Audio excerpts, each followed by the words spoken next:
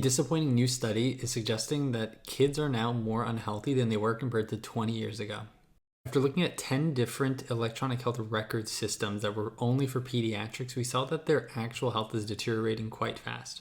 So in 2007, anyone between the ages of 2 and 19 had about a 17% chance of being diagnosed as obese. Now that number is all the way up to 21%. A US child is 15 to 20% more likely to be diagnosed with long-term forms of anxiety or depression compared to 2011. American children overall were 1.8 times more likely to die prematurely compared to other high-income countries. There's some other big issues. They're also more likely to be considered lonely, and they're also struggling when it comes to things like early menstruation and just overall anxiety. People are worried about this because children are kind of a predictor for how they're going to be later on in life. If our children are unhealthy, then it usually means that the adult population is just as unhealthy, if not more. So people are starting to worry that this is more of like a canary in the coal mine kind of situation.